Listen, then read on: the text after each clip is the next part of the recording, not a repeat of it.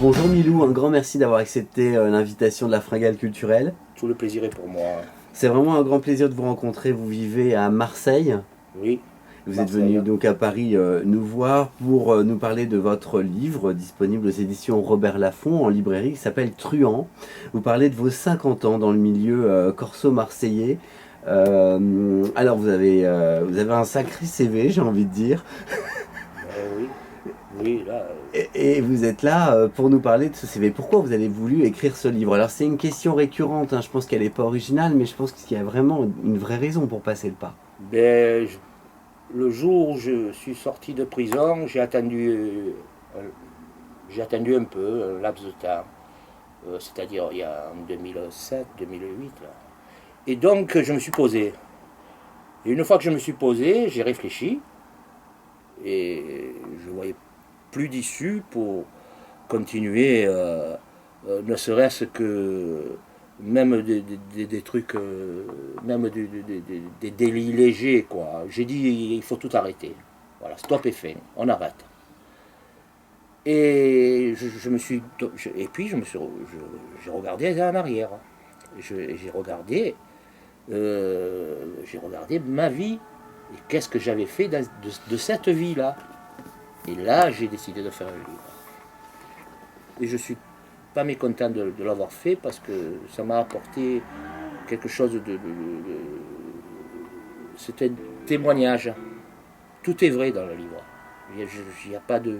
Il n'y a pas de choses inventées ou imaginées ou autres.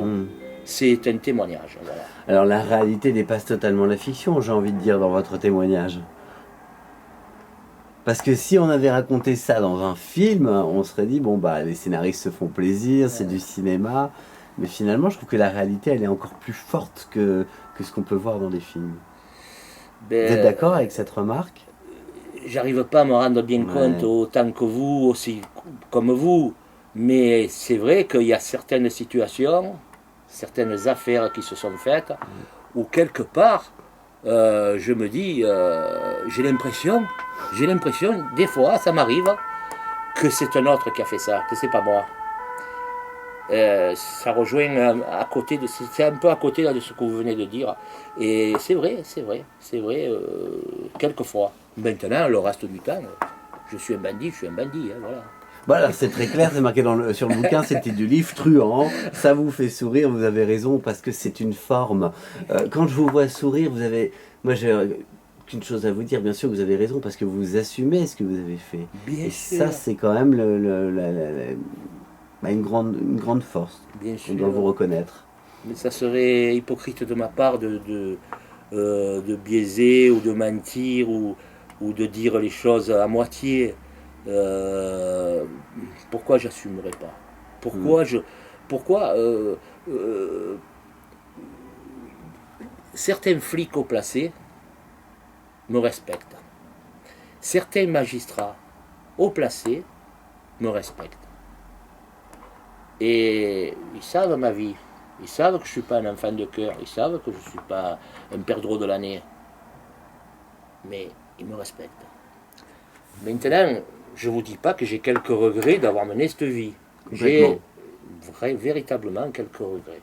J'aurais dû choisir une autre voie, garder mes idées, parce que ça compte beaucoup les idées, ma mentalité, mon idéal, mais choisir une autre vie. Pas commettre tous ces délits. Il y a quelques délits qui peuvent paraître infamants, vous voyez. Moi, le plus qui m'a gêné, c'est l'héroïne. Ouais. Pas la cocaïne, pas le hashish, pas le... C'est quand vous faisiez ce trafic-là, vous n'aviez pas le sentiment de faire du mal, justement? Non, parce que je suis né là-dedans. Ouais. Je suis né là-dedans et il n'y avait pas d'héroïne en Europe. C'était pour les Américains, c'était pas pour nous. Et c'était loin. Et on disait, si les Américains ils demandent, envoyons-le. Et dans les années 56, 60, 65, 60, après, c'est le serpent qui se mord la queue. C'est venu chez nous. Et là, on a vu le poison qu'on avait vendu aux autres. il est venu chez nous. Et ça, c'est un regret chez moi. Je ne savais pas que j'allais faire tout ce mal. Je ne savais pas. Maintenant, je me consolais en me disant que si c'était pas moi, c'était un autre, et que si c'était pas les Marseillais qui faisaient ça, c'était les Sicilo. Et si c'était pas les Sicilo, c'était les Marseillais Sicilo. C'était bon, il y avait des passerelles entre nous. Bon.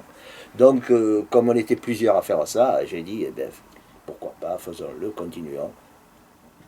Et voilà. Milou, vous avez une vie complètement hors norme, vous êtes d'accord avec ça? Ben oui. Vous avez fait de la prison, 14 ans. c'est ça? Voilà. Par rapport à tout ce que vous avez fait, vous trouvez que c'est beaucoup ou pas? Non, je me suis bien sorti. Ouais. D'ailleurs, de la vie de mes propres amis, je m'en suis bien sorti. J'ai évité les pires, les pires choses. J'aurais dû prendre 40 ans. Vous, en tant qu'homme, individu, le passage à la prison, vous en gardez quoi? C'est pathétique. La prison, c'est quelque chose d'abrutissant. C'est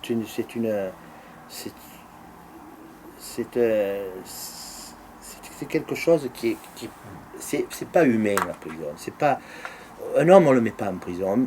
Même un animal, dans une cage, vous voyez l'ours, il tourne en rond, il tourne en rond, il tourne en rond. Et l'être humain, il réfléchit, et quand il sort, il est encore plus mauvais qu'avant. Il est détruit moralement, c'est-à-dire bon à rien, sale, avec plus d'idées, plus d'envie, plus de passion, plus d'idéal. Il est où comme ça? Ou alors vous avez une certaine catégorie de gens qui cultivent la haine en prison. Et ça devient des loups. Ça devient des loups. Des loups qui réfléchissent à comment ils vont faire du mal. Alors ils choisissent, aujourd'hui c'est d'actualité, on choisit la religion, les intégristes, ou alors ils choisissent de faire du mal dans leur cité, de tuer le patron du réseau pour devenir à lui-même patron. Vous voyez, la prison, c'est pas quelque chose de...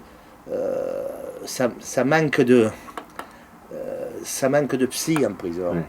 Ça manque de psy. Vous voyez, faudrait que le grand banditisme ait 3 mois de grâce, par exemple, juste pour éduquer les jeunes à ne pas devenir des légumes.